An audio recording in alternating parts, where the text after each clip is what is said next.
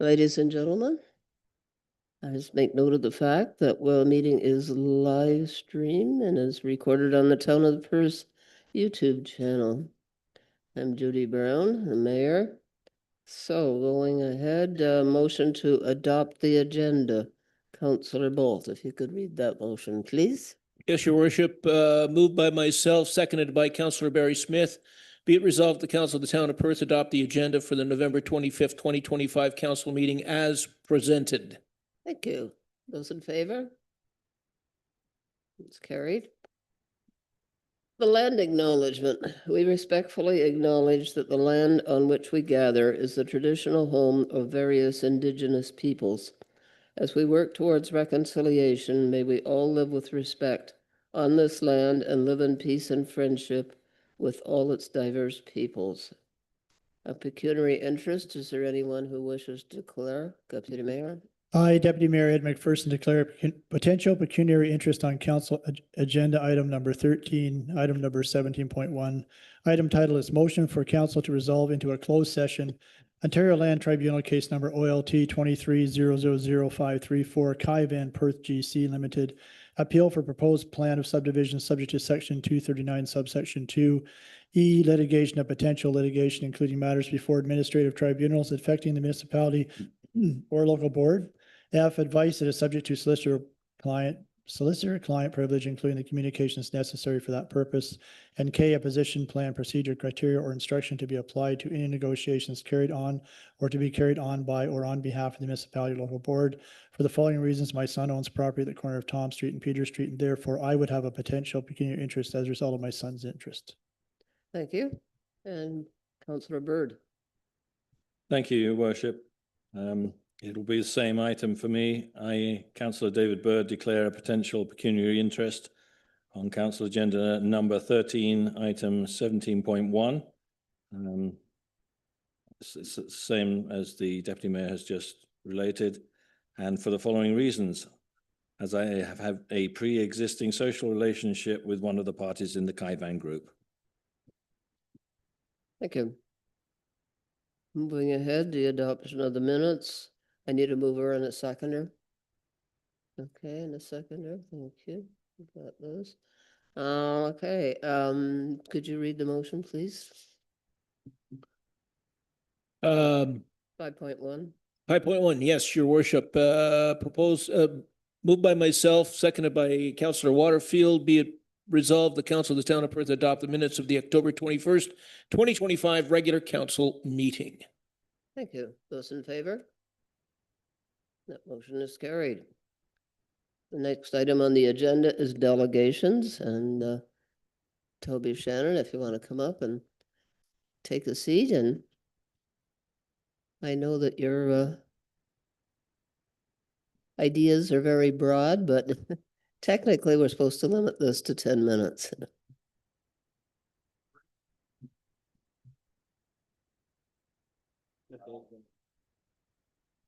How's that? Am I hot now? Yeah, okay. I will be brief. I will attempt to be brief. We've upped our game since the last time you were here. There should be a little clicker there beside you if you'd like to advance your own slide. Fantastic. Yeah. Perfect. I should start with some form of apology. There was a series of testy emails exchanged between myself and the mayor. The testiness was 100% on my side, not on her side at all. But I'll get to the reason behind that. I should also start by saying both the mayor and the CAO wrote a lovely letter of support for the project, which I deeply appreciated. And there is an additional ask I have, which I will get to in my presentation here. Oh, I'm clicking something, but nothing's working. Yeah. Oh, there we go. So I'm Toby Shannon. I retired 3 years ago as the chief operating officer of Shopify. I'm still on the board of directors and I do a bunch of other things, but my main interest is being involved in my hometown. And I think there's an opportunity to save this, what is now Algonquin's campus, and turn it into a Perth college. Most of you know this. It's been a vibrant part of our community for 50 years. It's 44,000 square feet. It has the capacity for up to 350 students. The feds put $4.5 million in about 2010, and the province put $4.5 million bucks, and about $1 million was raised in the community as well. And all of this investment could easily be lost. It's known nationally for its Heritage Trades program. 3 weeks ago, I was in Halifax at the National Trust Conference, 500 attendees, and I cannot tell you, I was actually quite surprised at the reputation that this small college had in that community. It was, I felt very buoyed by that. There are emerging degrees that have not yet been offered, but have been built there. One, a BSc in building conservation. I'm in conversation with Queen's University and Carleton University. I think there's a good chance that Queen's may help us offer in conjunction a Bachelor of Arts that we could offer out of there in conservation, archaeology, and Carleton BSc in applied science and building conservation. So again, just in terms of the type of potential that would bring to our community in terms of students and professors and esteem, I think it's wonderful. Algonquin is aware of our intentions, and I'll get to this, but they really do not want to sell this to me, and this should be noted. Algonquin does not want an independent competitive school in their catchment area at all. They would rather sell to anyone else. They would rather let it sit mothballed for years and years and years. And that just needs to be known and on the table. And this is part of the problem, and will come to my ask here. So this is just the press release of the money that was put in. And I highlight it only because Minister Baird at the time said this is for Algonquin's Perth campus to become a leader in heritage trades and green technology. And again, this is the asset that is potentially going to be lost. These are Algonquin's numbers. So they think it contributes $7.5 million in economic impact annually to the town of Perth. The question, and you can read there about how they see that done, it's very conservative by their reckoning. I think if run properly by local interests, it could easily be a $50 to $100 million asset to the community over the next decade. I was at Queen's Park last week talking to the Minister of Colleges and Universities, and what I proposed to them was I would invest $10 million. It would be a not-for-profit, so I'll never make a cent off it. Some portion of that will go to buy the campus, some portion will go to run the campus, and that $10 million, the return on investment, I assume would be $100 million over the next decade. And that includes all tertiary economic activities, housing, hoteling, et cetera. So it is an incredible opportunity for the economic future and cultural future of the community.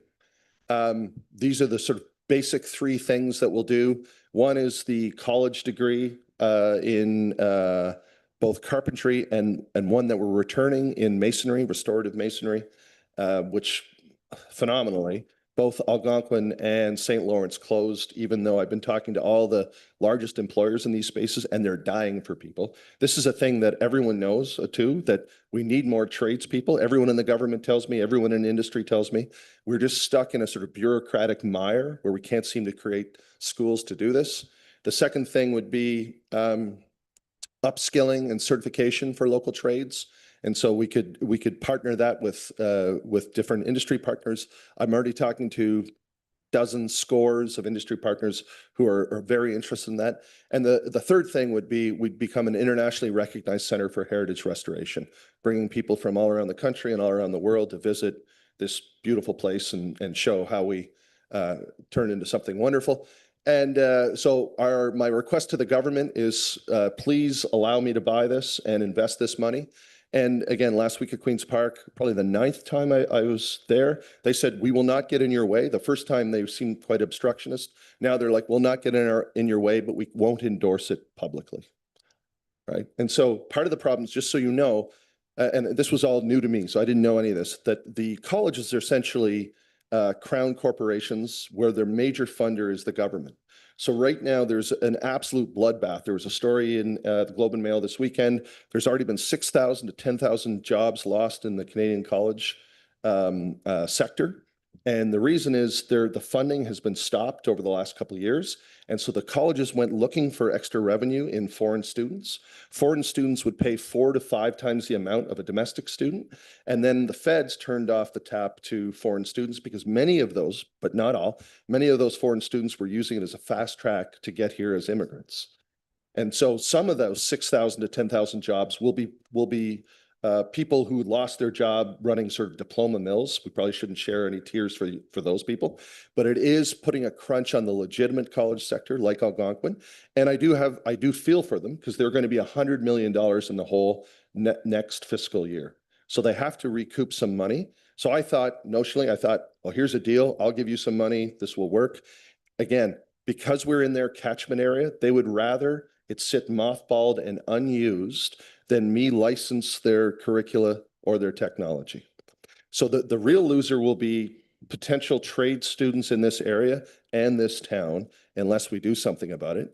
And what I'm proposing to do, and I will use the wrong words because I don't know your language, but I am proposing that if there is a way you could pass a memorandum or a writ, and maybe it would require the Planning Act to ensure, or maybe it would require some zoning, to ensure that that area could only be used for a vocational college, and which will then dampen the enthusiasm of Algonquin to continue to solicit other people. I've talked to developers, the money, I've talked to developers out of buying that place so it can be a college. They think it's a much better idea. And no surprise, developers hire construction people and they feel the same pinch. So all the developers I've talked to want it to be a trades college and they want me to run it. And they said the offer that I'm going to make to Algonquin is more than generous, more than what they would pay. Algonquin will still have the opportunity to turn it down if they can say in good faith that we're going to wait to see if we get solicited by other offers. And so the request I have for you is if you could, through the Planning Act, through some zoning regulations, say this can only be used for a vocational college. That beyond that, I will have very little leverage because I could double or triple the offer of money, and it's a significant amount of money for me, as you can imagine, and it will not matter because they do not want it to happen in this town of Perth. They do not care what will happen to the town of Perth if this college leaves. Frankly, they will not care. We are too far from Queen's Park from them to care. I should say John Jordan has been a faithful servant. He's been super helpful for me, but that's the news he's getting as well. Thank you. Are there questions of Toby? Councillor Bolt and Councillor McBride.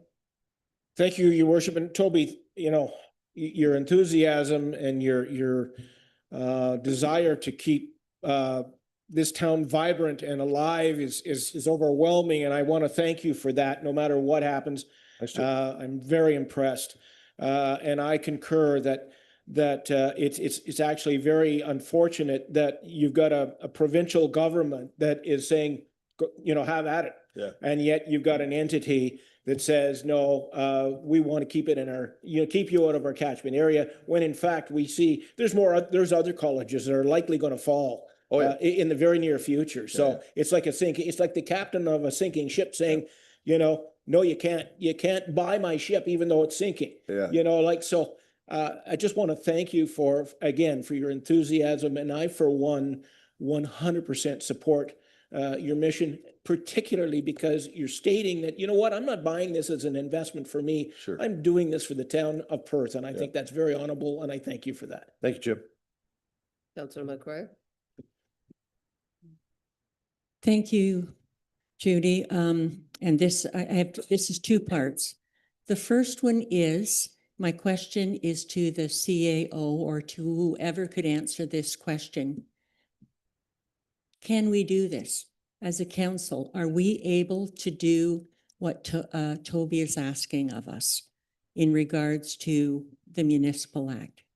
Or is there a way that we can get around it?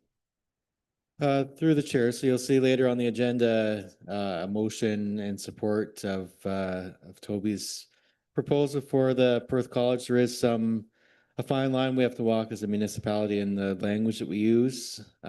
So we've crafted or modified the suggested one that I hope keeps us out of trouble, but also still provides support. And then as we go forward, we can add more motions or add more wording, but.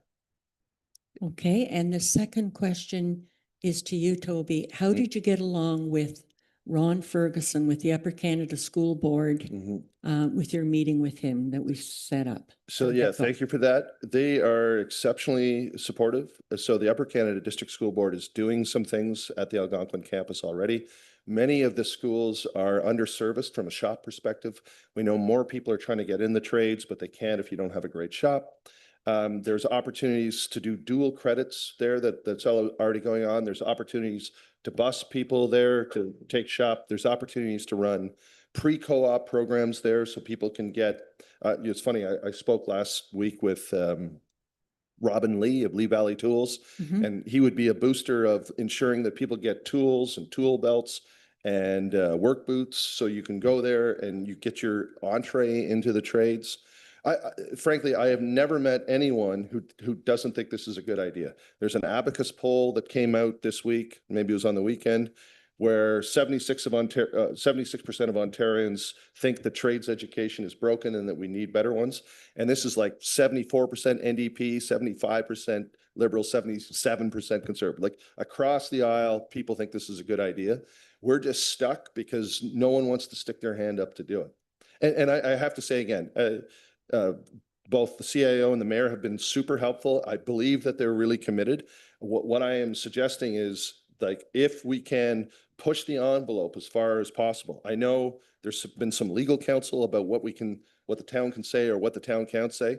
I would just say there's precedent across the province where Mark Sutcliffe, for one, as the mayor of Ottawa, has said no to his legal counsel, said no to the Land Tribunal, said no to the Supreme Court of Ontario, said no to the Premier, and the Premier said, you got to hand it to him. He stands up for his community.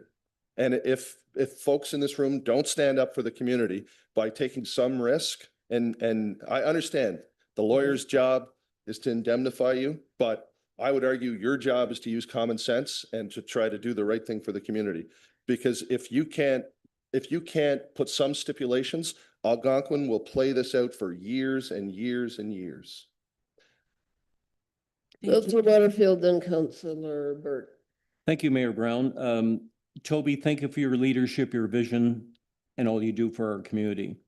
Have you read the motion that is in the agenda that we will be discussing to pass pertaining to this?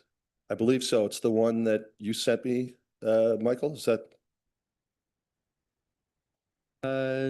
No, it's the one that you sent, and then we just modified some of the wording Right. to make the lawyers happy, but. Yeah. So where the lawyers are happy, I'm probably unhappy, frankly.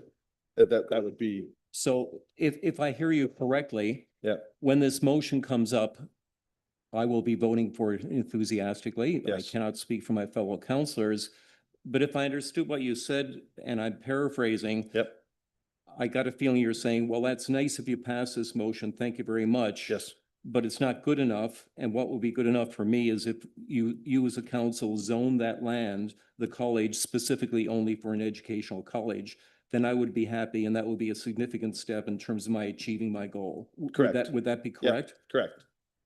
That's accurate. And by the way, and it's no small thing to sign that letter, and I really do appreciate the support, and I genuinely believe everyone does want to support it. I'm just trying to be as tactical and pragmatic as possible about what will give us the most leverage to bring Algonquin to the negotiating table. Go ahead.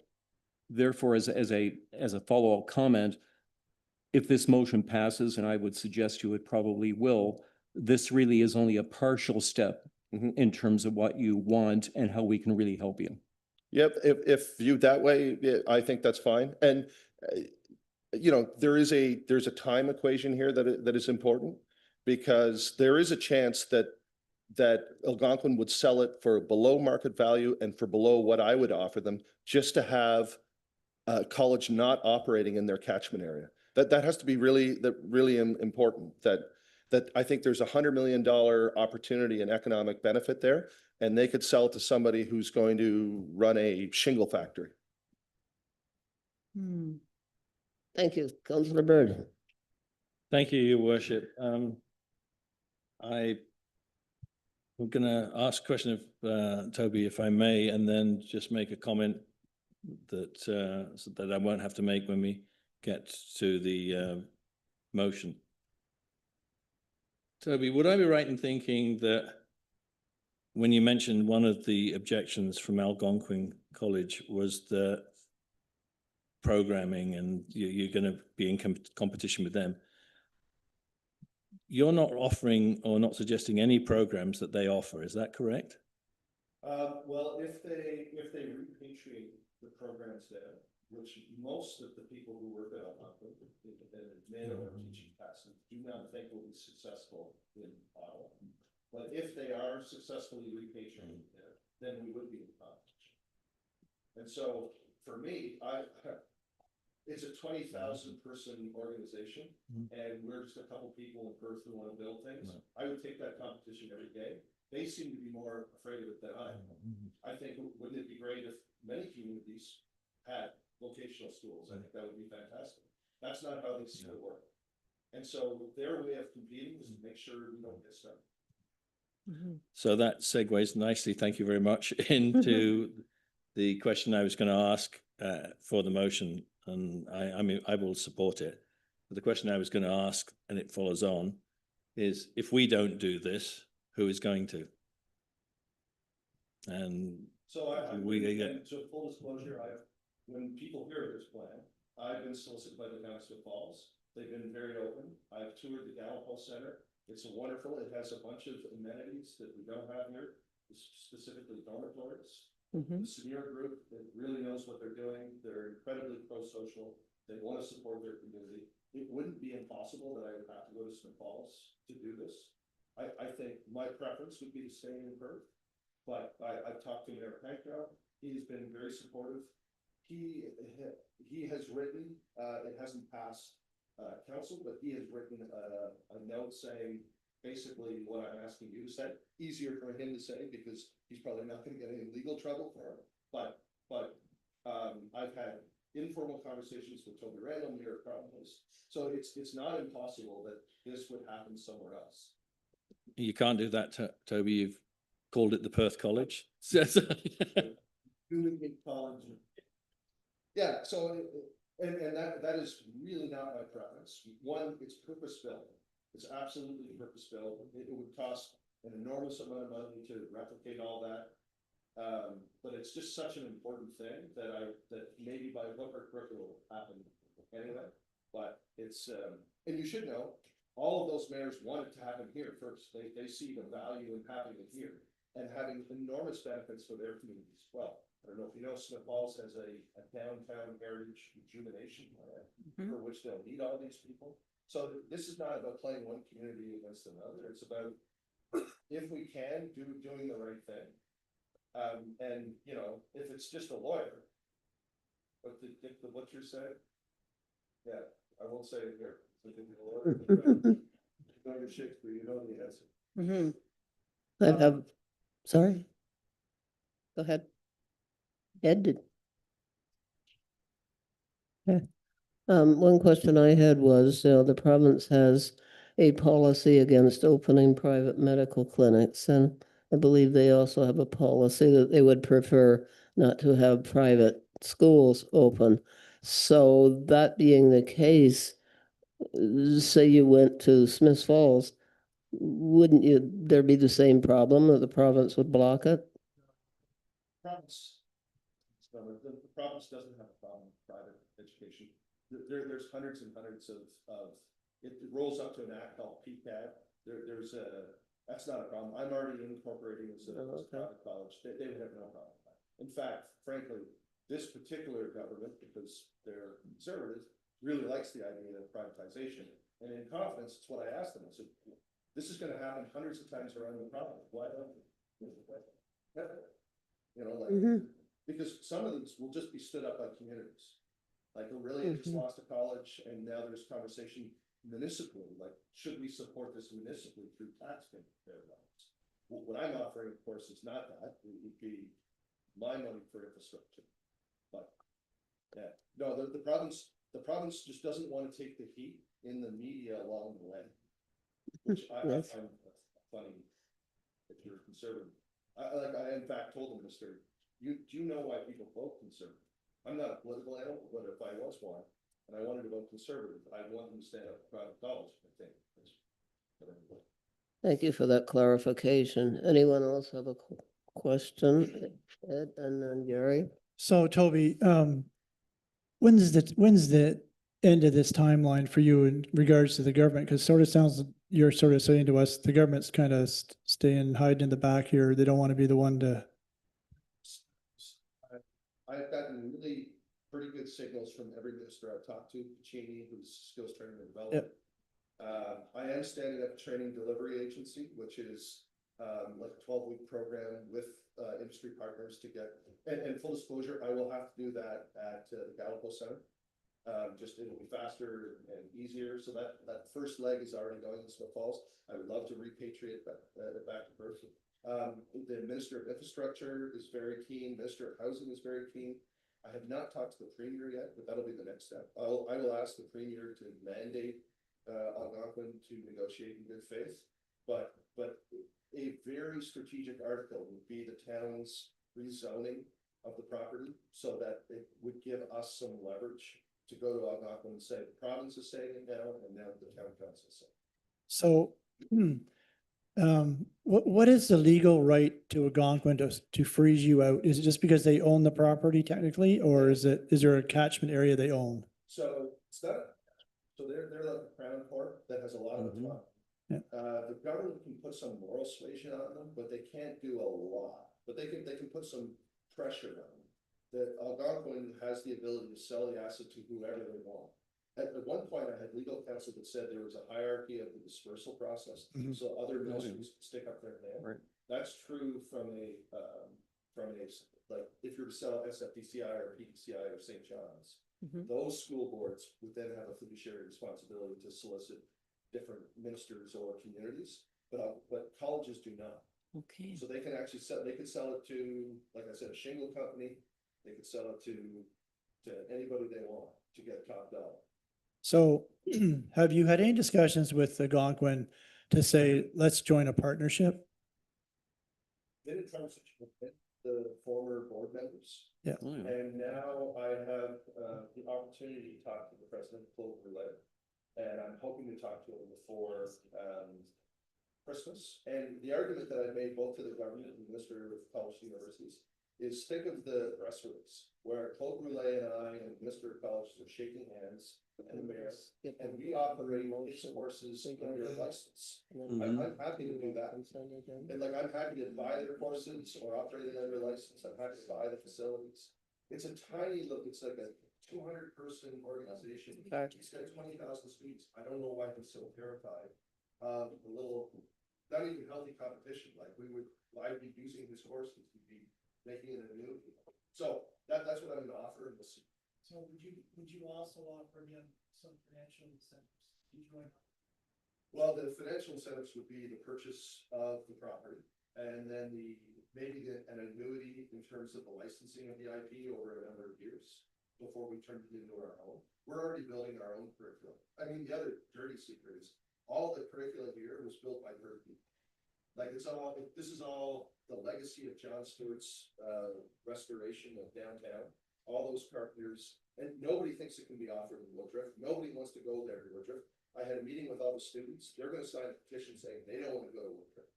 The students come to this community first, and then they have the teachers first, and in a long third place is Algonquin. Yeah, so I guess what I'm trying to say to you is, have there been any discussions for you to say to him, listen, it's your college, it's your building, we're going to run it.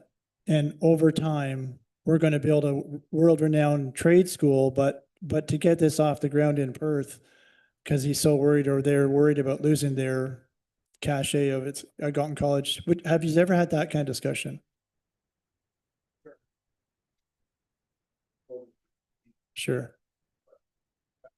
Like then he would have his operating apparatus. I think the best thing in the work to say, we're carrying on the legacy. Sure. You know, using these courses that were created. It just operationally, like part of the problem is always lost money. It shouldn't lose. Mhm. I'll run it as a not-for-profit, we will not lose. Okay. Councilor Waterfield, I believe you had a question. Yes, Mayor Brown, through you to the CAO. I just want to get clarity. in that, is it correct that we have legal advice that we cannot pass a bylaw in which that property can only be an educational institution? Through the chair, I'll ask the Director of Development Services to come up to speak about zoning. We can't pass a bylaw saying that we're going to frustrate other potential applicants. I just want to And get there's clarity on that. Just gotta turn on. Glad to be brought into this conversation. I've kind of been on the sidelines for a while. I guess what I would say is currently, when we receive a zoning application, it is provided by the owner. I have seen applications made where, for example, Toby could be the applicant and it would be signed off by the college as the owner, but the owner is the one who makes the application. So in this regard, I think that would be very difficult to accomplish if there's not a positive relationship that way. The other thing I could suggest, but I couldn't promise, I would actually want to have legal advice, so I'm just going to toss this out there and it could come to nothing.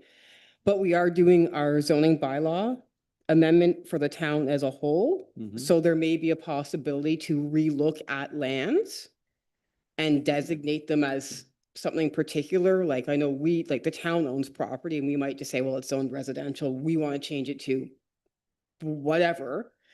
I believe we would then naturally have the obligation to advise the owner of those lands that we are rezoning them. And then it may end up, in some sort of debate or issue, which is why I'd want to speak to a lawyer about that. But there are that's probably the tool I would see as the most advantageous is when we do the zoning as a whole. We may possibly be able to look at something like that, but I would preface that with, I think we'd need to talk to somebody before we did that. Because we don't want to go around changing everybody's zoning because it causes unhappiness. So a follow-up question, this may be crazy, but could the town buy the college and then they could use it for whatever purpose they wished? If the town bought the college, then you would be the owner. And then you would rezone it how you saw fit, provided that you had the appropriate studies, like I would make everyone else go through. I know that it's a complicated area there with the 3M and floodplains and different things. So there'd be some uses that we absolutely couldn't do, like a long-term care home would be like a no-go. But colleges, I mean, it's already zoned that, so then that would be acceptable. Thank you. Councilor Bolt. Thank you, Your Worship. Toby, as we're talking here, I'm thinking of things and the only thing that suddenly came into my mind, and I just want to end with this, and there's a saying that says, if you build it, they will come. In this case, it is built. Please let them come. Right. Yeah. That's a good way of putting That's it, how I actually. Could I ask a question? And it's a question to Joanna. I like that idea, the last idea that you floated of rezoning. That's what I was trying to get at when I was reading sort of precedents. Of course, I don't know the space, so I'm using the wrong words, but that's exactly what I had read somewhere that had happened. When does the town do that rezoning process? Is that? We have just started it. Yeah. So we have like our old zoning, and we just had a consultant sort of start to go through it with me. And there is quite frankly a lot of areas that we want to change, not in terms of designation, but just wording and clarifications and things.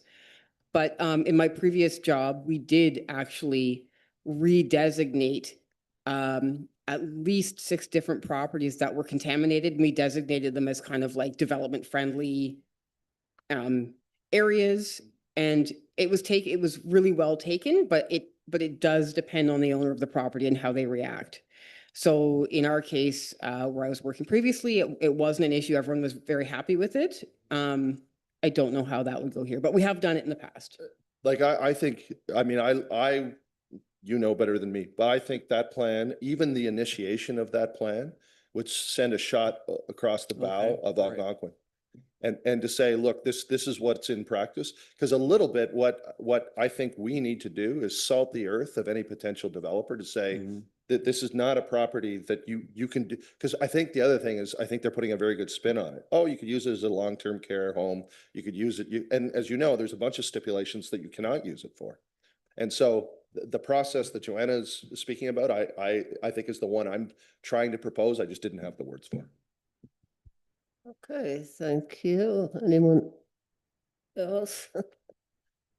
All right, thank you for coming. We'll have a motion to accept your presentation as information, and then we'll have another motion in a few minutes. Deputy Mayor. Moved by myself, sent by Councillor Waterfield, be resolved, the council of the town of Perth received information, the presentation from Toby Shannon, the Perth College is presented in council meeting November 25th, 2025. Thank you. Those in favor? Okay, that's unanimous. The consent agenda, Councillor McCray. Moved by myself, Isabel Ann McCray, seconded by Councillor David Byrd, that the following bylaws and motions listed below in the consent agenda from the Committee of the Whole meeting of November the 4th, 2025 be passed and numbered accordingly. And I'll just quickly go through them. Kirsten Browse, Climate Change Advisory Panel. Michael Cowan, President, CEO, Perth and Smith Falls District Hospital. October the 21st, 2025, Erica Heeson, CEO, Chief Librarian, Perth and District Union Library. The Budget Foundation Update and Engagement Summary. 2026 Proposed Meeting Schedule for the Committee of the Whole. The Complimentary Parking in downtown lots over the holiday season, December 2025. Bylaw to appoint a committee of adjustment for the period of November the 15th, 2025 to November the 14th, 2026. And the municipal alcohol policy exemption approval request for the 2025 Downtown Heritage BIA Once Upon a Christmas event. And that's it. Okay, right now, we're just, you've heard the motion for the consent agenda. Does anyone wish to remove an item? No, thank you. So, those in favor?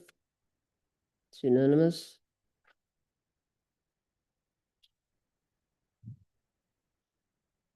So we're going over to item 10, the motions. Councillor Waterfield, could you read 10.1? Certainly, Mayor Brown. Be it resolved that the Council of the Town of Perth, 1, approve the draft 2026 mayor's budget. Number 2, direct staff to bring forth a bylaw to adopt the 2026 mayor's budget. 3, reduce the period as set out in subsection 7.3 of 0.reg.35022 to pass a resolution making an amendment to the mayor's proposed budget from 30 days to 25 days.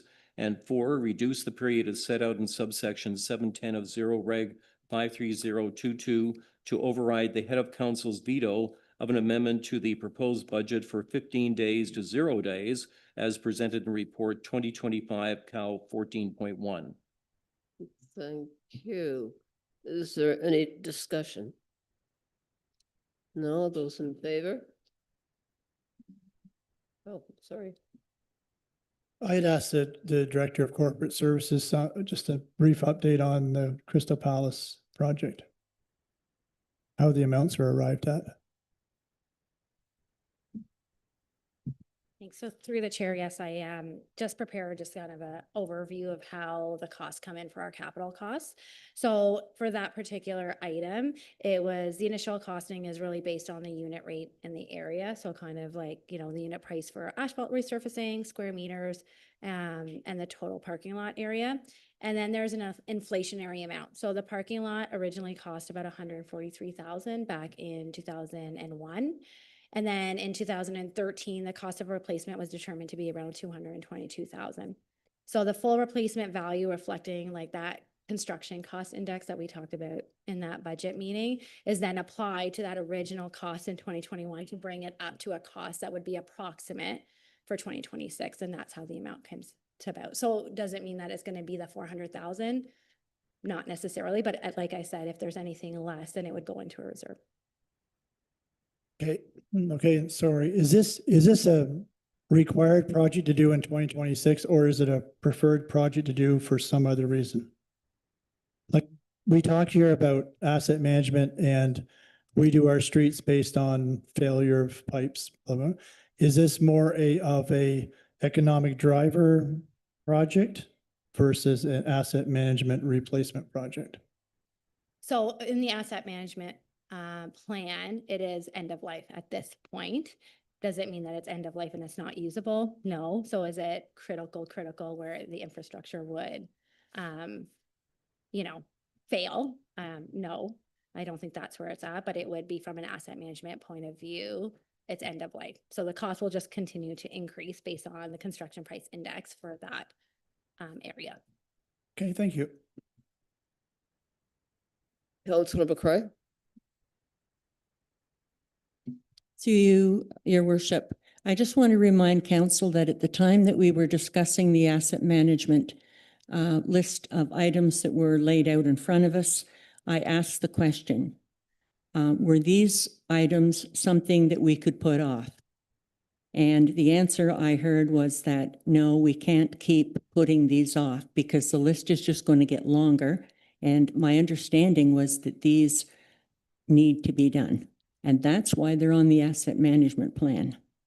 If I misunderstood that, somebody could correct me, but that's what I believe I asked, and that's what I believe I received for information.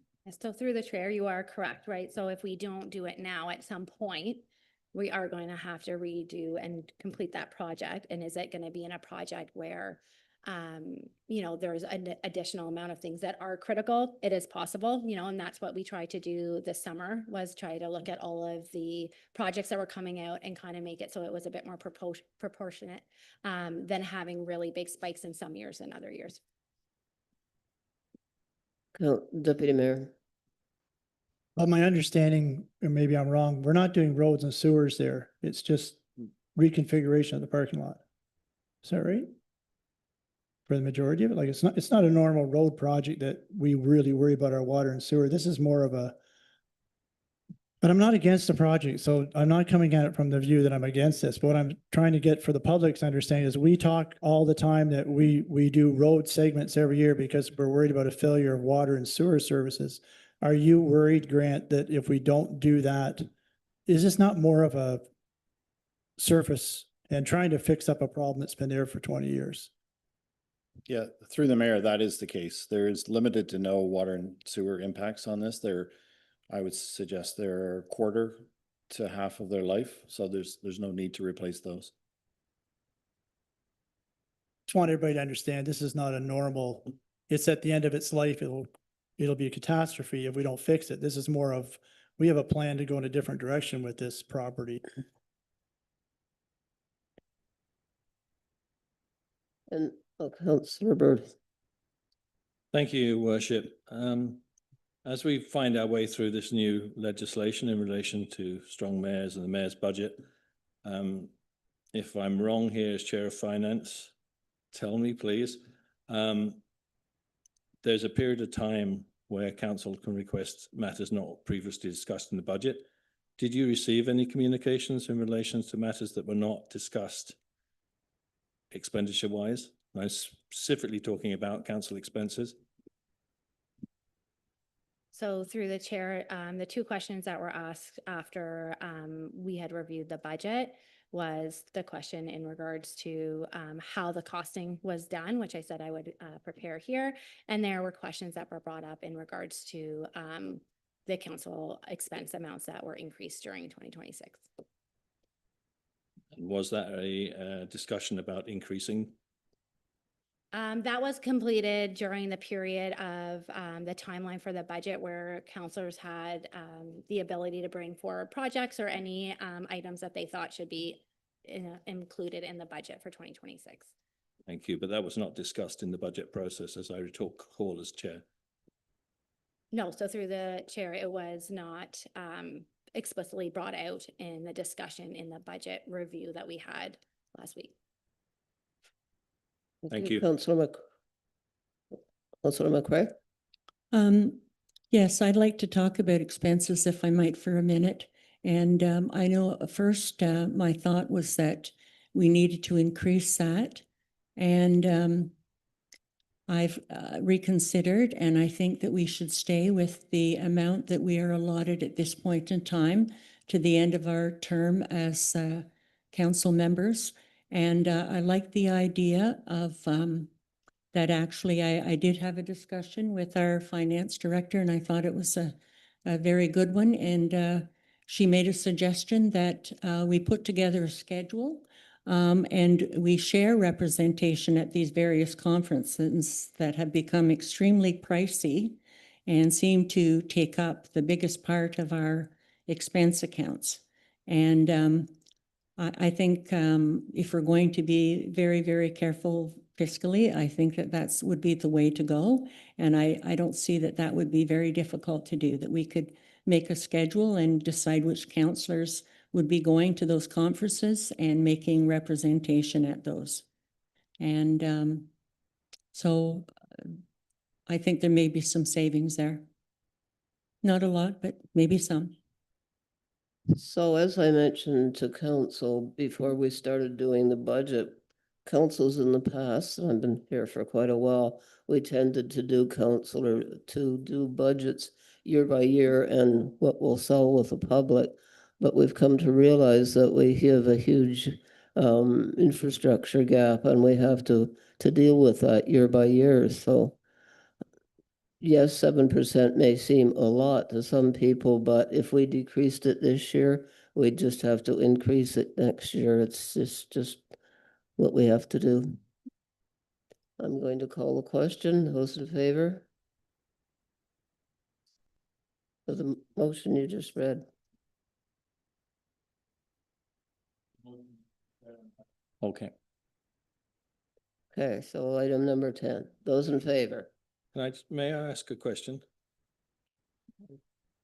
Two councillors have raised the issue of allowances and whether it's a good idea at all.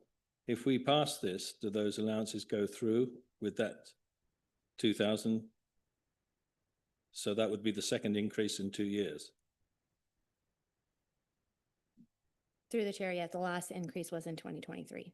Yeah, well, I would just, I'm not going to vote in favor of the, I want this budget to go through for general reasons. I'm really having trouble with this because I really believe that it's palpably obvious this is not good leadership by example. Thank you. So I will call that question. Item 10.1, those in favor?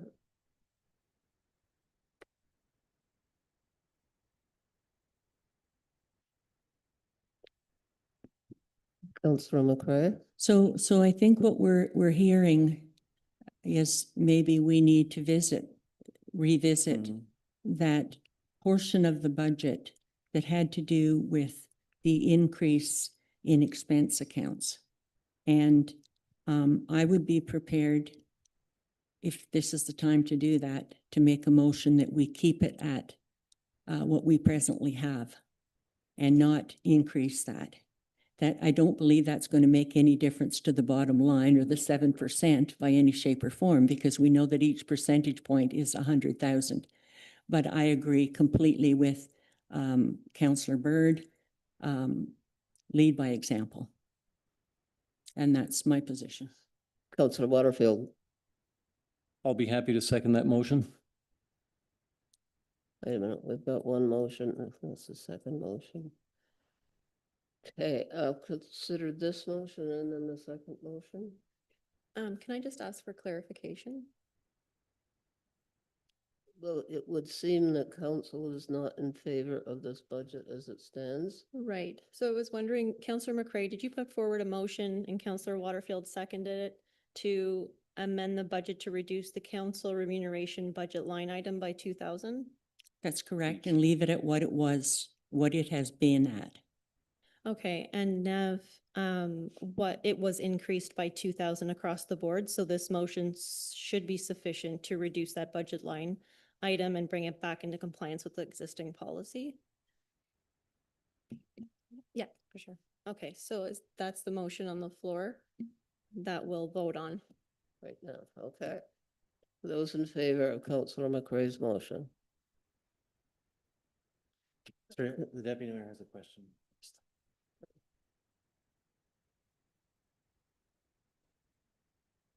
Could I have the director give the public a sort of a quick overview of what we're doing here tonight, budget-wise, tax-wise? The development charge, we're putting money away for the future, so it's really an 8% tax increase, correct? Not 7%. And then we're also raising water rates, because I know the media wasn't present last time. I think for the benefit of the media and the public at home, I think we really should explain to them what this budget means and where we're going with it. Sure, just, you just want like the highlights kind of. I want to explain the tax rates to them, explain what it means to people based on a certain home ownership value, to explain why we're actually trying to put away a second 1% levy increase, which is another 1% tax, and explain to me, or the media, because he's shaking his head, what the water rates will mean to the average homeowner, things like that, because otherwise, I don't want the public to be Thank you. not understanding what we're trying to accomplish here. Sure. So the 7% increase is just for the operating budget, which would cover your operating expenses, but also our one-time operating, and keeping in mind that any revenues that come in from water and sewer can't be used for anything else for operation. So that's where the 7% comes from. There's a 1% capital levy that goes straight for our capital projects, and it would go straight into our reserves if not used on any capital projects this year. And then there was a 6% water increase. So what we had done in the presentation was that the 7% increase would be an annual change on a $350,000 assessed home, which we talked about was not the same as your selling home. Selling price, which would be around $244 annually. And then the 1% capital levy would be about $35. And then the 6% water increase was $10.97, which was about $66 a year. So the total change annually was $345, which was about $28.75 a month.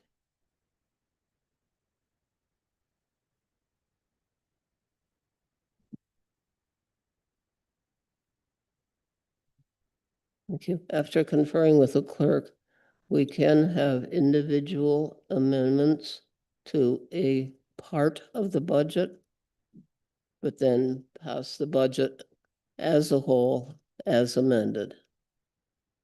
So we have one motion. Are there any others? No. Okay, so voting on Councillor McCray's motion. Those in favor? Yeah, thank you. That's carried. Now we will vote on the, excuse me, the budget as amended with that one change. And that will come back again on December the 9th. The bylaw to pass the budget as amended would come forward on December 9th at the Yep. council meeting. Yep. Okay. So those in favor of the budget as amended?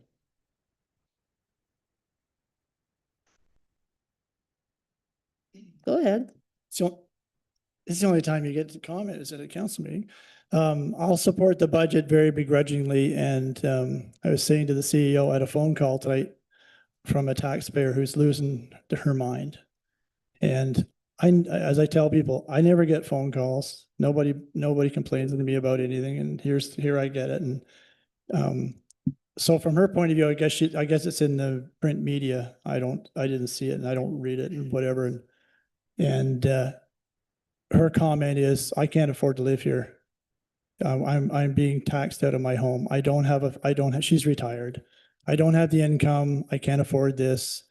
And I said to her, I totally understand that, but what do you want us to do? I said, it's a bare bones organization, despite what people think the town of Perth really is. We're running on a I shouldn't say we run on a shoestring budget, but we basically are, because we're trying to keep costs down. I said, I don't think anybody in council is happy with it. It is what it is. And then she referred me to the neighboring townships. So I had a meeting today at county council and I'm asking all the people, Tay Valley is going to be around perhaps 8%. D&E is going to be 6%. Current Place is 2%. Smith Falls, they don't really know. Beckwith hasn't got there yet. And I spoke to the outgoing warden about Carlton Place. You know, he's apologizing to all of us because of his. But I mean, they have the growth, and they're attracting growth. And I made this comment to this woman, and she didn't like what I said. I said, "There's no growth in Perth. We don't have growth. We've never had growth. We had one subdivision for 25 years that brought some growth. The subdivision's been stalled for 3 or 4 years now. We're fighting another subdivision. There's no growth. So the town of Perth has to, perhaps in the future, the next council has to say, you better put economic growth ahead of everything else. Before your lovely ideas you have for different plans in the town of Perth, if we don't get growth in this town, your taxes are just going to keep going up and up and up because it only comes from the taxpayers, right?" I said to her, "Do you want Walmart? Do you want Costco? Do you want Winners? Do you want Home Depot? I don't want any of those stores in my town." I said, "Well, that's why Carlton Place is able to do what they can do because they're not afraid of having these stores there. We need these type of things in Perth. The public has to change their mindset." She was misguided in a lot of her ideas about how the town of Perth runs, but she's not misguided from the fact that in 3 years, her taxes for her home will be $1,000 more than they are right now. And if we keep on this path going forward, your $4,000 a year you pay for your taxes in the town of Perth, before you know it, the 75-year-old lady's going to be paying $7,000 and $8,000 a year in taxes. And who can afford that? So that's my challenge is we're facing it.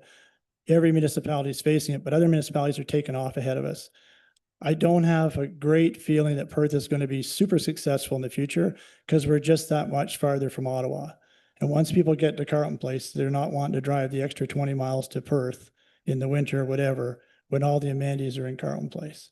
So we have to develop some kind of plan. And Gary, you know, because you and I have the same email from a very interested senior person in Perth who wants to reach out to a company that takes over old buildings and does different things with them. But the 1% levy is a tax. And I told her, and she said to me, "Well, what are you calling it, a levy for construction in the future?" And I said, "It's a 1% tax, so it's 8%. And she was really upset that we didn't say it's an 8% tax increase.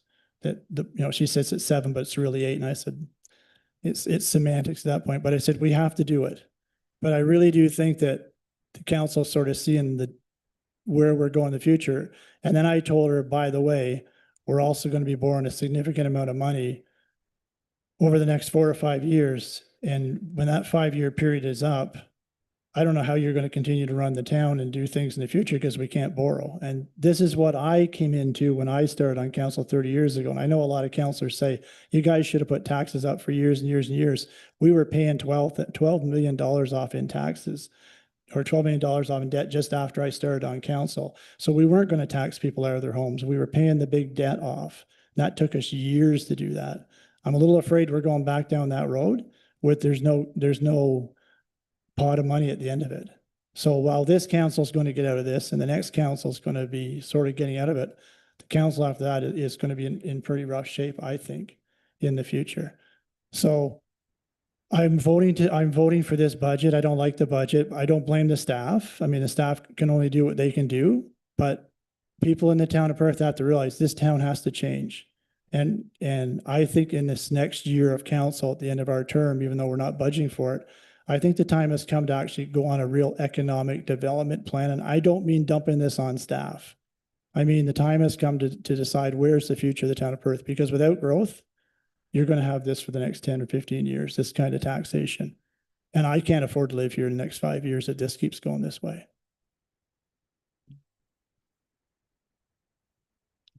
Thank you.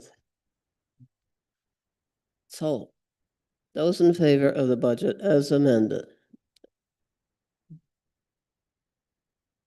Is carried. There's one in opposition. Thank you. Moving on. Councillor Byrd. Could you read the motion, please? Thank you, Your Worship. Moved by myself, seconded by councillor Waterfield.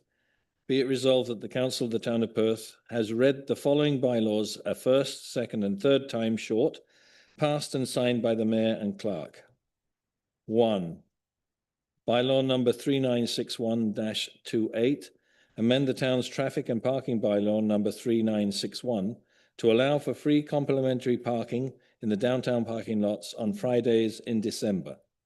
2. Bylaw number 5238, appoint a committee of adjustment for the period of November the 15th, 2025 to November the 14th, 2026. 3. Bylaw number 4586-5, provide an exemption from the municipal alcohol policy to allow the serving of alcohol on the contained section of Market Square for the Once Upon a Christmas event taking place on the 22nd of November, 2025. Thank you. Is there any discussion or question? Well, in that case, I'll call the question. Those in favor? That motion's carried unanimously. Moving on to staff reports. Councillor Byrd.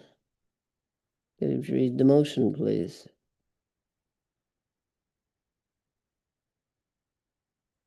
$12.1. Be it resolved that the Council of the Town of Perth, 1, authorise the Mayor, Chief Administrative Officer and Director of Corporate Services, Treasurer, to execute a letter of understanding between the Corporation of the Town of Perth and the Ontario Public Service Employees Union, Local 435, to implement a revised salary grid effective the 1st of January 2026.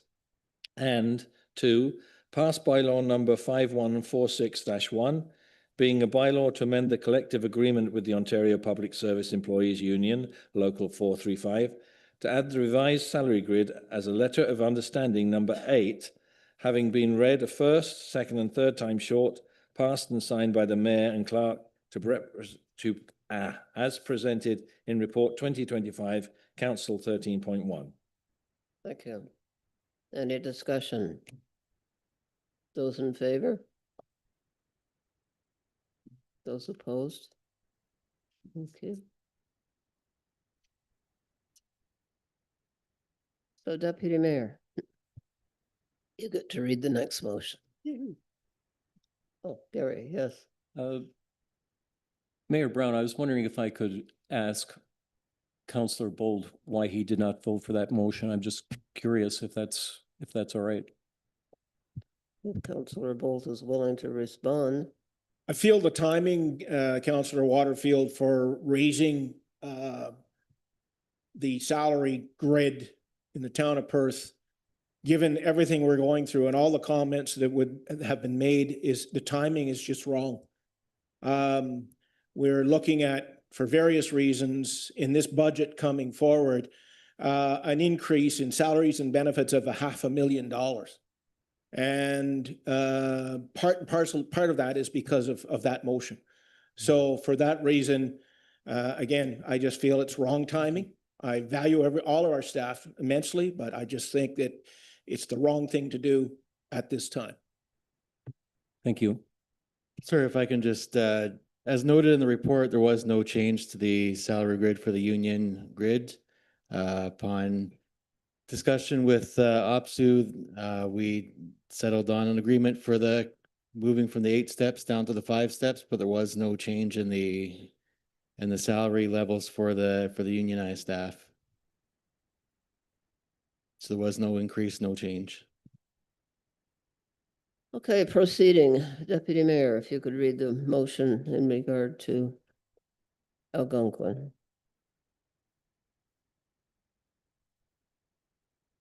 Or if you would yes. Moved by myself, second by Councillor Waterfield. Whereas Algonquin College's Perth campus, established in 1970, is the only post-secondary institution in Leonard County serving as a cornerstone of local access to trades education, heritage conservation, and the cultural and economic vitality of the town of Perth and East Ontario. Whereas the Perth campus provides unique programs such as heritage carpentry and joinery, which are unparalleled in Canada, producing graduates who contribute to national heritage projects, including the restoration of Parliament Hill, the SS Klondike National Historic Site, the Mississippi Valley Textile Museum, the Matheson House, and notable alumni like Canada's Dominion sculptor John Philip Smith. And whereas campus programs equip students for high-demand careers in heritage construction, addressing Ontario's critical labor shortages and contributing to solutions for the housing and labor crisis by training skilled workers locally.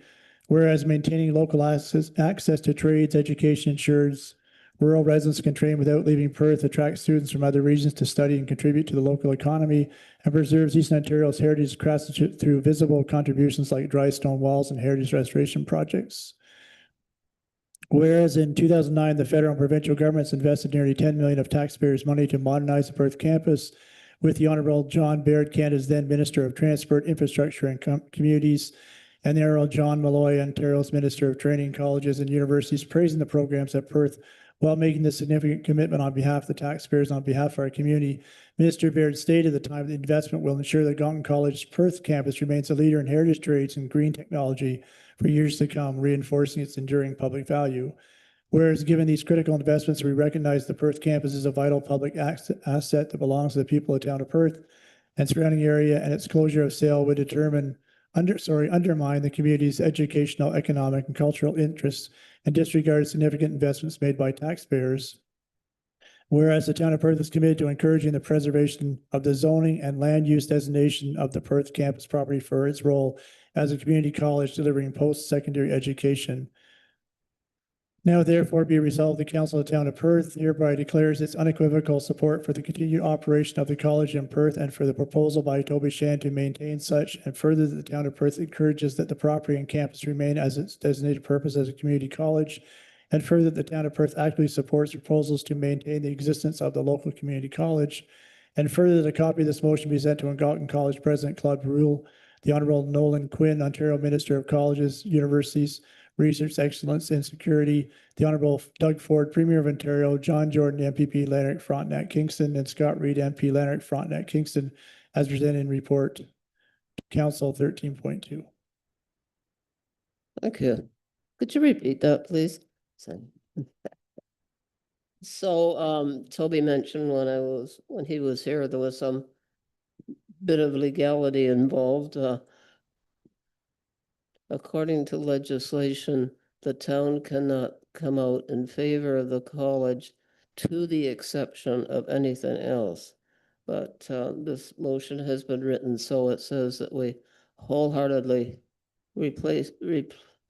support the proposal, but not that, to the exclusion of anything else. Are there any questions? Yeah, Deputy Mayor. Question for Joanna. Joanna, how soon is this zoning review project going to be completed?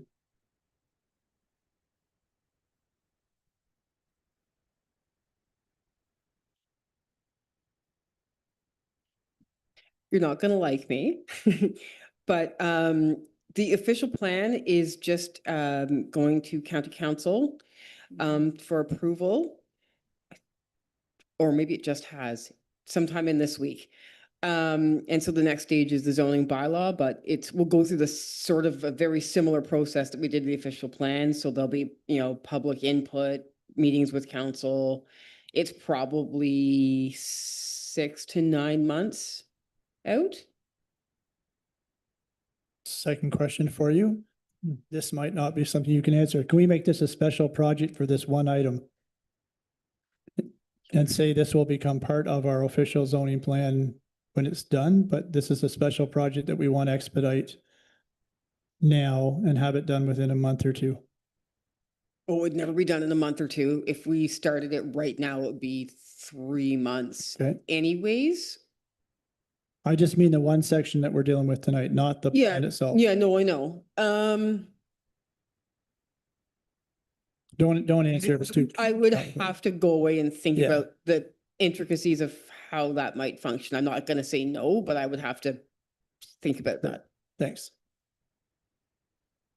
Yeah, so I think that for the next council, while Joanna has time to think about it and so on, we can consider giving her direction to do what you're proposing. Councillor McCray. Through you, Chair. So just to add to the Deputy Mayor's questions, I would like to propose that our staff get in discussions for legal direction in regards to this matter.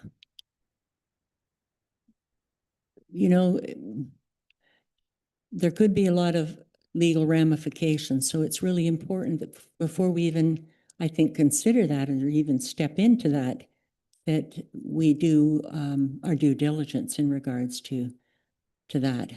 So I guess my question to you, Joanna, is that something that we could entertain? It's something that I would do anyways, Okay. just to be sure of my position. I would be speaking to our consultant and probably a couple other like senior level planners that I have some faith in terms of like, have they done it before and what was the process? And then I would probably make a quick call to legal just to get a general idea of how this might play out. And then I would be able to come up with a better recommendation at that time. So Yes. I would like to make a motion that our council would do that you would go ahead and do those legal investigations and then bring some kind of a report back to us in regards to whether we are even in a position to do anything. I'd prefer to entertain a motion at the next meeting, then Joanna has a chance to do her investigation and any background work. We can I'm put- fine with that, Your Yeah. Worship. I'll ask the I'm clerk- fine with that. I'll ask the clerk to put that on the agenda for the December 9 meeting. Thank you very much. Okay, so we have not voted on this yet. Any other questions? Those in favor? Thank you. Next is the committee and board reports. So Lanark County Council, the election for the new warden was today. It's the new warden is Richard Kidd. And we had a session last Friday about the budget and if it's coming in at 2.9% increase. The strategy is the council has a fairly substantial reserve because there's been huge growth in Mississippi Mills, Carlton Place, etc. And that increased assessment goes into county reserves. So the CAO uses that, as he puts it, to smooth the impact of the taxes on the taxpayer. Hospital board, just routine stuff as the CEO mentioned when he was here, the government has given approval for them to start the process and demonstrate that there is a need for a new hospital, but that takes years. Climate Change Advisory Panel, we haven't met for a while. Heritage Perth Advisory Panel, Councillor Bird, Councillor Smith.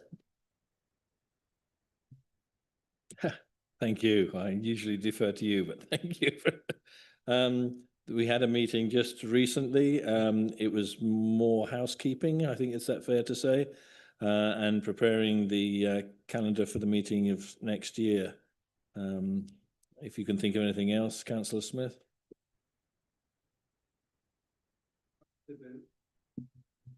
We talked about expenses for the town crier. They weren't divulged. It was just that they were reported.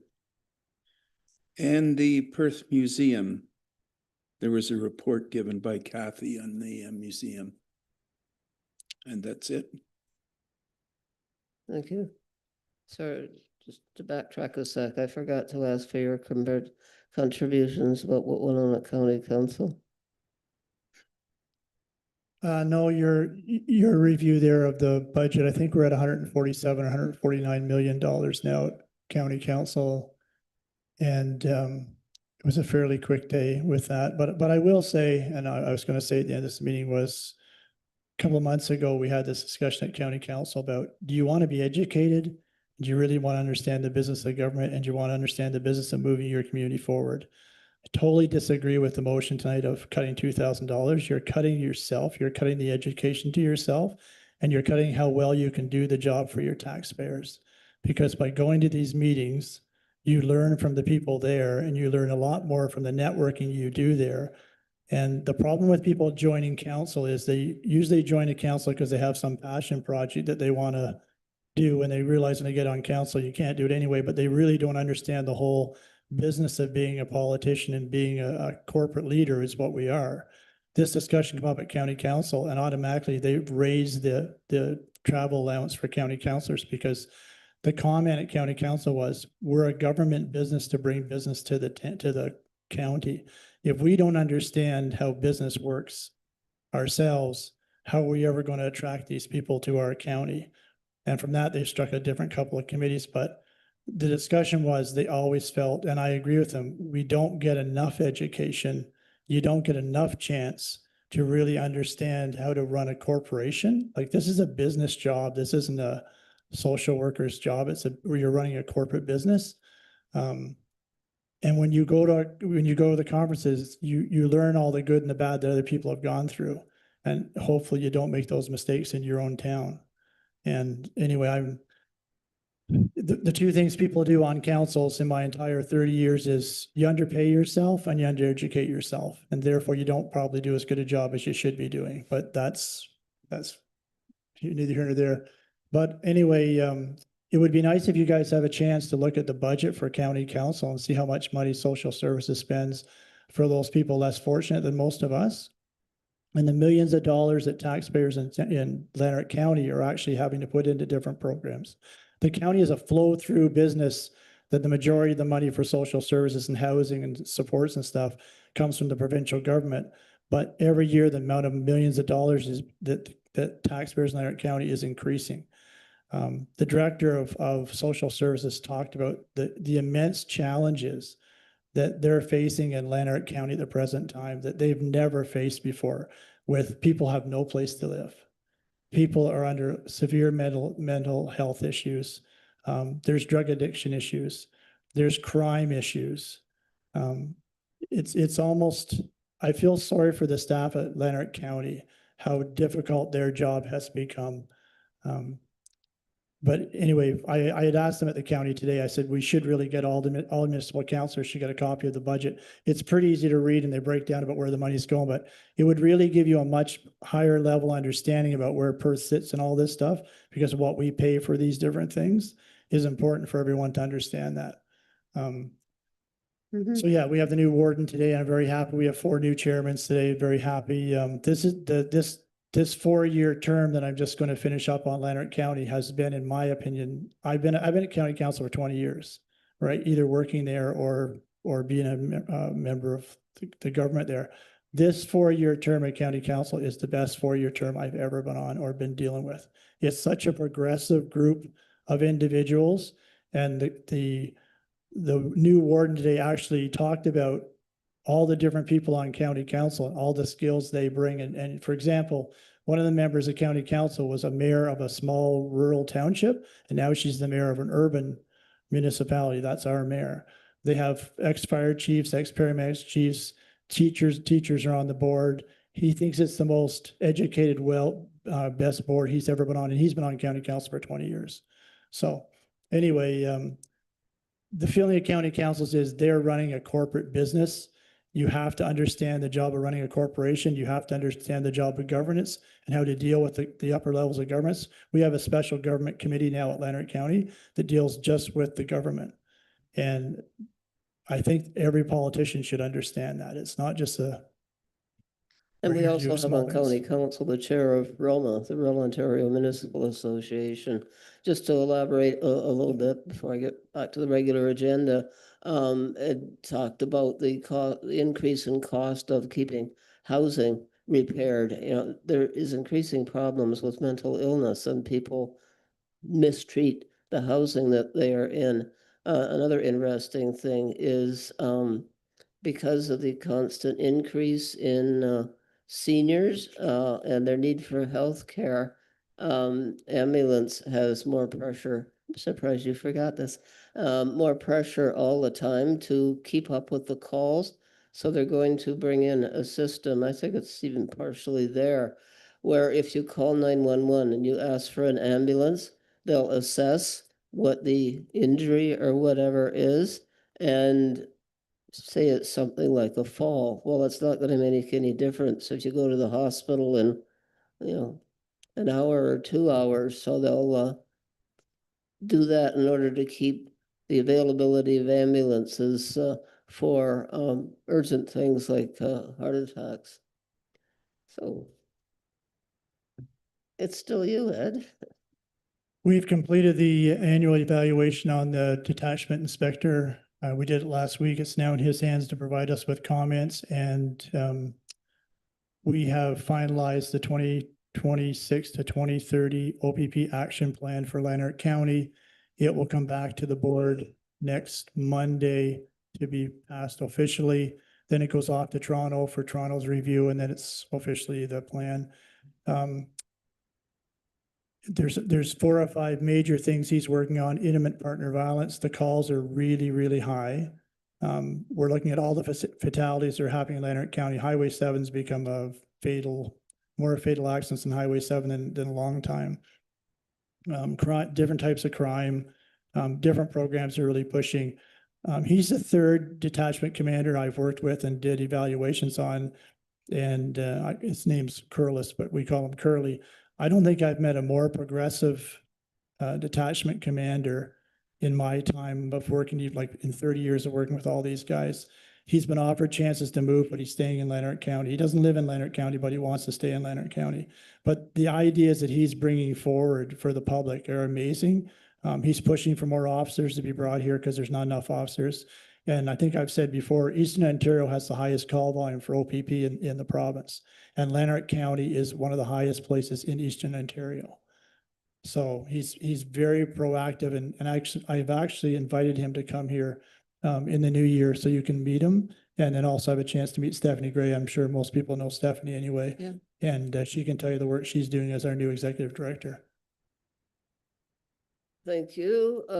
Striking committee, Councillor Bolt. Nothing to report at this time. You. The Lanark County Climate Action Working Group. There hasn't been a meeting. You. So continuing on, Councillor McCray. Yes, Good so the day. business improvement area last Saturday held a very successful event called Once Upon a Christmas. And the streets were just filled with all kinds of activities. Our musical feature were the Bowes Brothers, and they went over very well. And they had a very successful AGM on November the 5th. They passed a budget of $130,226, which is enclosed in our budget package. There's an increase of about $7,000, but a lot of that increase is inflationary. And also they've chose to spend about $4,000 more on advertising. So that's the BIA.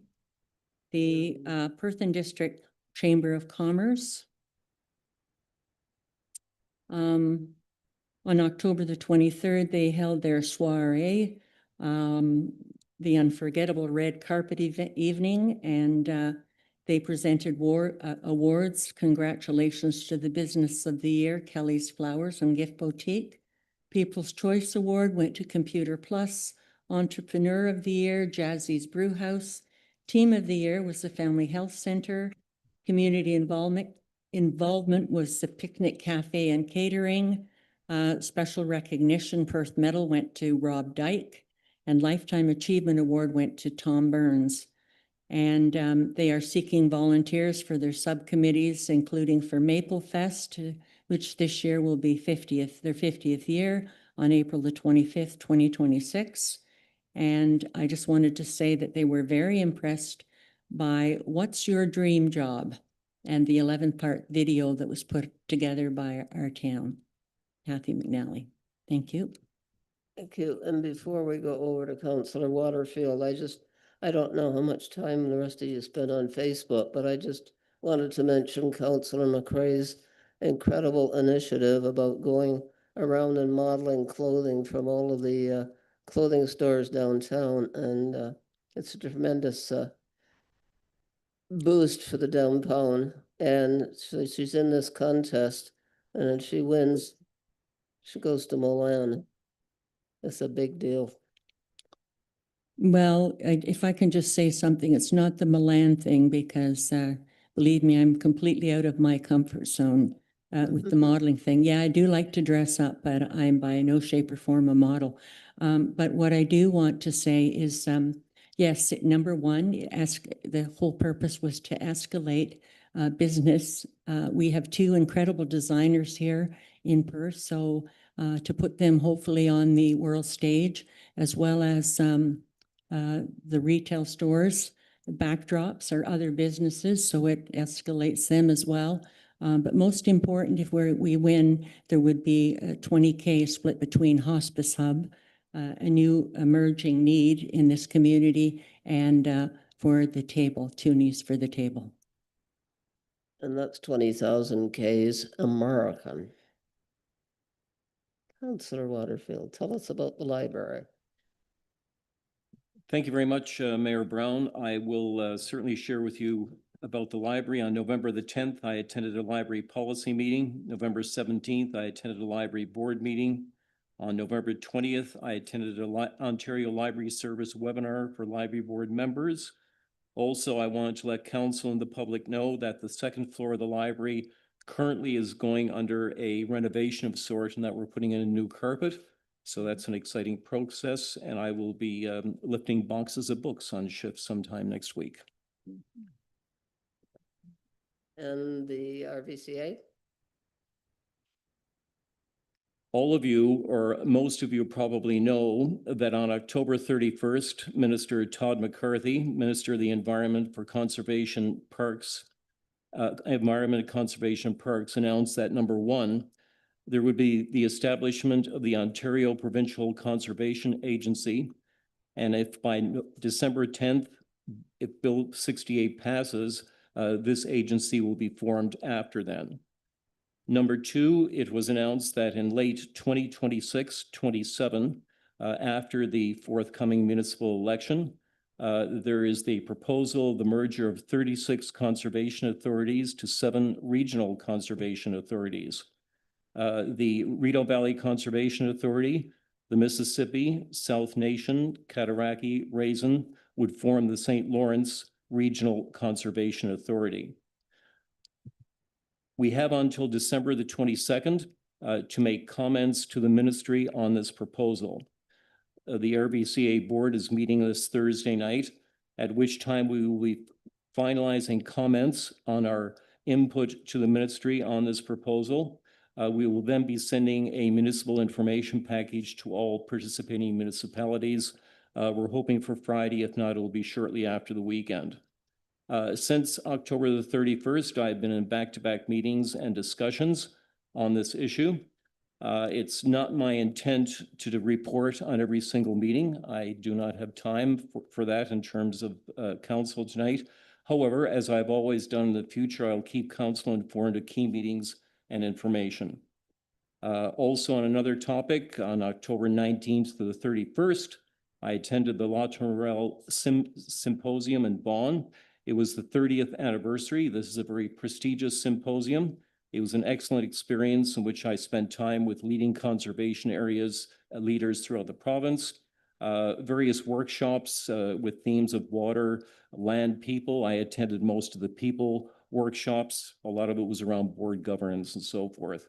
So lots of big news from the RVCA, and it's been taking up a lot of my time the past few weeks.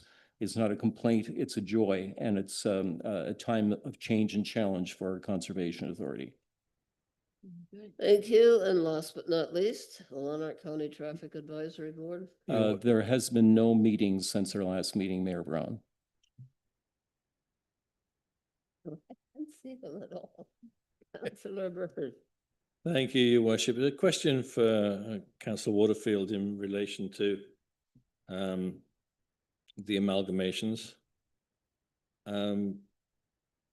Is there concern or joy about that? Because it seems to me it's very similar to a lot of issues that have been happening, where I would suggest For example, the OPP board, there's probably less, at the end of the day, local input.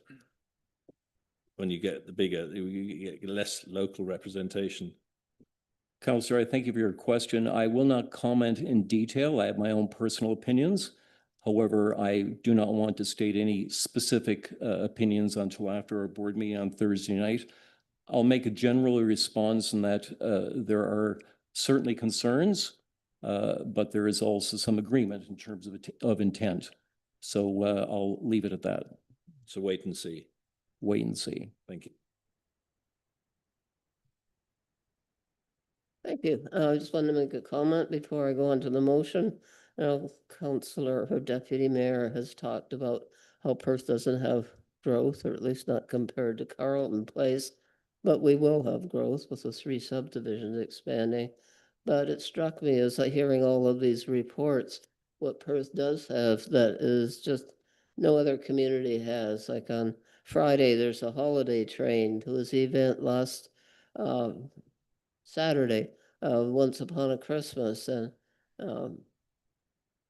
people providing means where people can come and enjoy themselves. So it's a wonderful town to live in. And Councillor Bolt by 13.13. Moved by myself, seconded by Councillor Dave Byrd. Be it resolved that the Council of the Town of Perth receive the council committee, local boards, and external reports and minutes as presented. Thank you. Those in favor? Okay. There's no new business. Questions from the media? Thank you, Deputy Mayor and Director Jeff, clarifying budget numbers. Thank you. Yep. Next meeting date is December the 9th. And then we will be having a closed session. Councillor Bolt again. Moved by myself, seconded by Councillor Gary Waterfield, that the Council of the Town of Perth resolve itself into closed session at, get my phone out here, 7:02 PM pursuant to the Municipal Act 2001 for the following purpose. Ontario Land Tribunal case number OLT 23-000534, Kaivan Perth Golf Course Limited, appeal for proposed plan of subdivision subject to section 239-2. Litigation or potential litigation, including matters before administrative tribunals affecting the municipality or local board. Advice that is subject to solicitor-client privilege, including communications necessary for that purpose. And K, a position, plan, procedure, criteria, or instruction to be applied to any negotiations carried on or to be carried on by or on behalf of the municipality or local board. Thank you. Those in favor? And I'll note that the Deputy Mayor and Councillor Byrd have declared a conflict. We're meeting in the, yeah.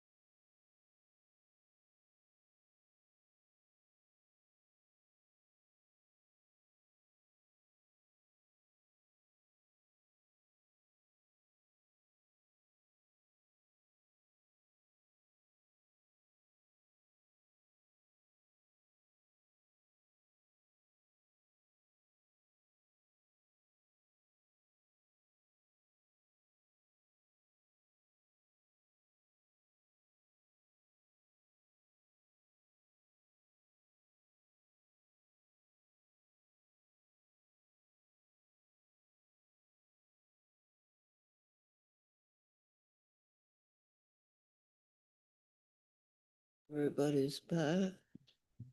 Don't turn off the screen.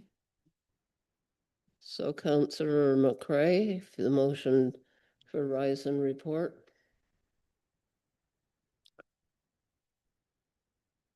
Number 18. Moved by Councillor Isabel Ann McCray, myself, and seconded by Councillor Barry Smith. Be it resolved that the Council of the Town of Perth rise and report from the closed session at 8:13 p.m. Thank you. Those in favor? Thank you.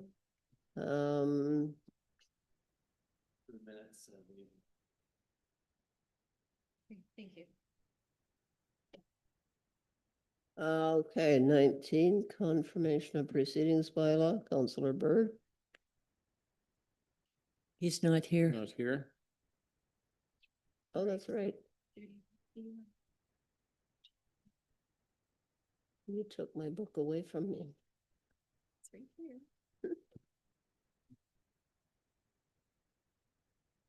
Okay. So I'll read rise and report. In closed session, Council 1 approved closed session meetings from September 23rd, 2025, and 2 received legal advice subject to solicitor-client privilege regarding the Cavan, Ontario Land Tribunal case and Perthmore subdivision, Phase 6. Okay, I need a mover for the motion that we passed in camera. We need to read in open session, so if someone could move in second. It's Jim and Matt. Councillor Waterford is the motion to read. He's not here. Oh, Mayor sorry. Brown, I have a motion that I'd like to read. Yes. Thank you. Be it resolved that the Council of the Town of Perth, 1, approve the settlement as described in the report from its solicitor dated November 19th, 2025, and direct the CAO and the town's solicitor to complete minutes of settlement and take all such actions as is necessary to implement the settlement. 2, direct the CAO to make such amendments to the planning instruments as are recommended by the town's solicitor to implement the settlement. 3, authorize the mayor and clerk to sign the minutes of settlement as recommended by the town's solicitor. And 4, direct staff to schedule a meeting open to the public where the settlement can be explained to the public, and that such meeting will be scheduled after all parties have executed the minutes of the settlement. Thank you. I need a seconder for that motion. Councillor Bolts, those in favor? It's carried, and we need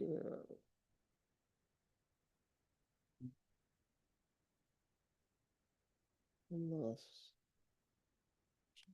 19, okay.